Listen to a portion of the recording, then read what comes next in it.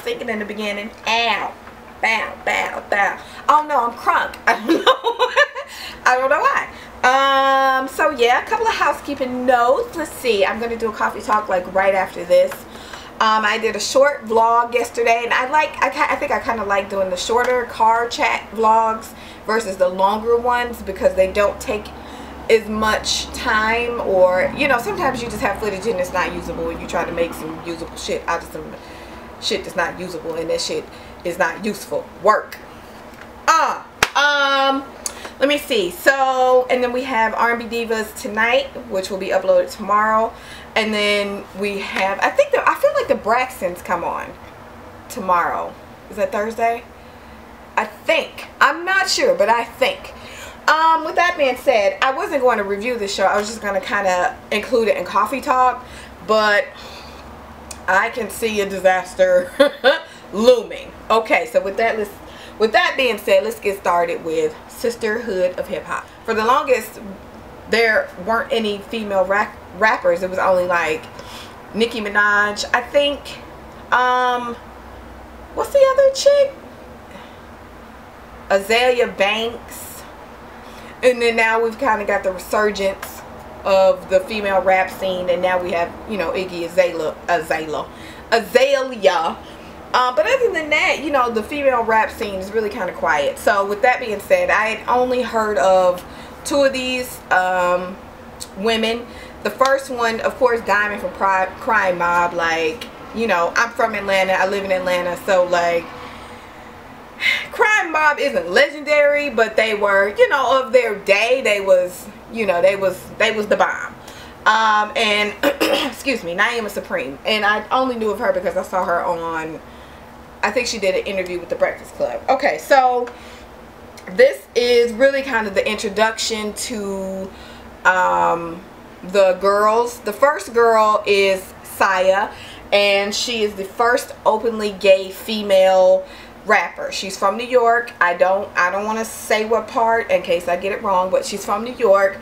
And you know, she said she's been in the rap game since she was 12, and now she's 27. And so now she's affiliated with Tank, who coincidentally released an album yesterday because they have this thing in Atlanta called ATL Live at the Park. And you should see my dog. Like, what is he doing? They have ATL Live at the Park, and he was doing an album release. Okay. So, you know, she's down with Tank, and she has a girlfriend who she met on Instagram. Her name is Renee. Renee looks like Keisha Cole. Like, remember when Keisha Cole has had every hair color and every hairstyle, but she just gives me Keisha Cole. I mean, she do got this big ass tattoo, like literally big ass tattoo on her neck, but she gives me Keisha Cole the way, not the way it was. Was that the first album? I can't remember what album it was, but she gives me Keisha Cole. Okay, so, you know, Saya she wants to be heard. She feels like, you know, she has a story to tell, and she does. I mean, being the first openly gay female rapper, or two, isn't she like the first openly gay rapper? I'm not sure. I think so. Pretty much, I think so. But you know, so she has this relationship, and she has like her career. So throughout the course of the show, we see that, you know, she's unable to reach Tank, which I think I have a problem with, because A, Tank is an R&B artist, and B, in the scheme of things, how many people, this is the question, this is the thing, if who you are affiliated with, and who you're signed with, and who you're putting your hopes and dreams in with, or something like that, y'all know what I'm trying to say. If they're an artist, I feel like they will give more attention to their career. That may or may not be true. Then he's an R&B artist. In terms of R&B, this is no shade, how successful is Tank? I don't know. I guess that kind of, you know, depends on what your definition of success is, but I mean, the only artist I ever remember him bringing out was Ray Lavender, and I'm pretty sure Ray Lavender is working at Target at this point. But with that being said, during the course we see that Naima has moved Renee out from Cali, and they're now living together in New York. And so Naima is Renee's only kind of person. And I'm just gonna go ahead and say that through the different scenes, I can see that they not gonna work, or this isn't gonna work. I feel like Naima, not Naima, I keep saying Naima, Saya is going to have to make a choice, because, like, you know, she's very possessive and she's very jealous. And I feel like, you know, with Renee, it seems like if it's not about her, then we can't do it. But then if she wasn't doing anything to kind of boost her career, then that wouldn't work either. I don't know. I don't think it's a no-win situation. I feel like the police will be called and it will be a fight. But anyway, so, you know, we kind of see them and they're really, really cute together. Like, I like them together. They're really cute. But Renee is, you know, she's homesick, she's jealous, and she's possessive. And, like, especially, like, they went to this Bronx, I don't know the different places, y'all, I'm sorry, this Bronx chick rap battle or something. And so, you know, Saya is really trying to bring her in and say, hey, you know, this is what, you know, this is a cipher, this is what I like, and blah blah blah. And she was cool until Naima Supreme, who is another rapper, got there. And she was like, hey, you know, this is my girl. And she just was overtly stank. Like, here's my thing. You not finna be stank. I'm trying to show you what I'm interested in, and now you bust out and she's like, you know what, I just want to go home. I'm just so homesick, and, you know, I miss my people. And it's like, you knew that when you was moving out here. You knew that you didn't have any other friends. You knew that I'm essentially all you got. So why aren't you, I don't know if she works, I don't know what she does, but why don't you try to make some friends? Why don't you try to be nice?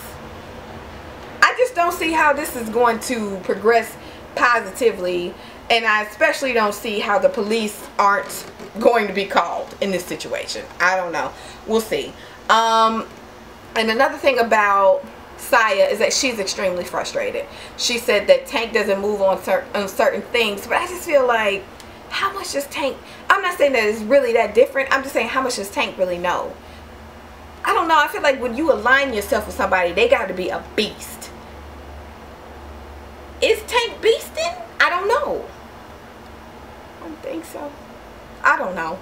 But it's going to be interesting to see how that plays out. I feel like she needs someone else. She needs like, I don't know, she needs like an asshole. Like an asshole. She almost needs like a Dame Dash. She needs a Dame Dash, because if she has a Dame Dash, well, back in the day, Dame Dash, not new broke Dame Dash, but if she had someone, Dame Dash, just kind of knock down doors for you, do all that stuff, I think she would feel better. But it's kind of like, I'm frustrated for her, you know what I mean? So I don't know, we'll see how that's gonna go. Okay, Brianna Perry. I feel like I've heard this name before. Brianna Perry is, you know, she's a student. She's from Miami. She's a rapper. She's going to, I think at the time of filming, she was in her last semester of school, and she's studying business and economics and things like that. And so she's aligned with Rick Ross. She said that Rick Ross helped her put out her first mixtape, or not first, a mixtape. I don't know if it was the first. And her mom, Kiki, is the manager. Here's the thing with this. So you see her, you know, kind of moving about, and this is really an introduction, but you see her kind of moving about, doing a thing, and her mom is the manager. I feel like her mom is both the manager and she's going to be the problem. Look like Miss Kiki has fought in front of her kids. Look like Miss Kiki will try to talk to your boyfriend. I'm just not with the momager. I feel like if you're not Kris Jenner or you're not Deb Atney, you don't need to do this. Because where does that line, where do you draw that line? How you can talk to your manager, you can't talk to your mom. And that's when shit gets personal. You know what I'm saying? And I just feel like it's a sticky, icky situation that may not work. And when you bust up with your mama, because a lot of people do, with the exception of maybe like Ashanti, I can't think of nobody else, but it just, now the relationship is fractured. You know what I'm saying? And like, I don't know. So she moves out because she wants to, you know, kind of, she's 21, or, you know, she's 21 and she's trying to, you know, kind of establish herself on her own. And her mom is like, please don't. So we'll see how they go. I have hopes for her. I feel like she's going to separate with her. These are my early predictions, but I feel like she's going to separate from her mom and things are going to go smooth sailing. I feel like as long as she's associated with her mom, at least in this instance, it's not going to work out.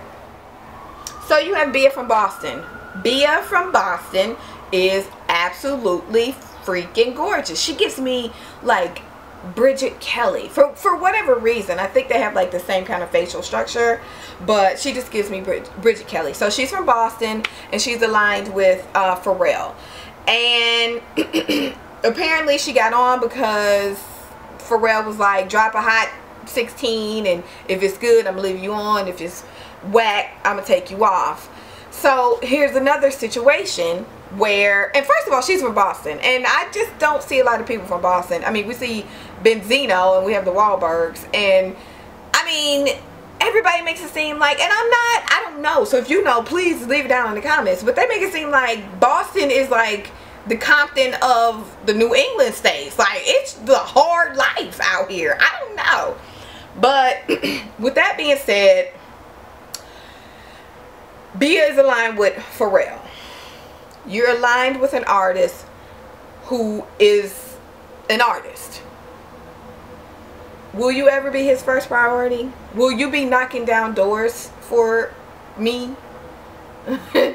I mean, like really, like, it's great, but I mean, the people who didn't make it under Pharrell, the numbers are greater than versus the people who made it. And I'm talking about people signed to Star Trek. I ain't talking about people he wrote for, worked with, all that. I'm talking like, where's Vanessa Marquez? With the exception of Clips.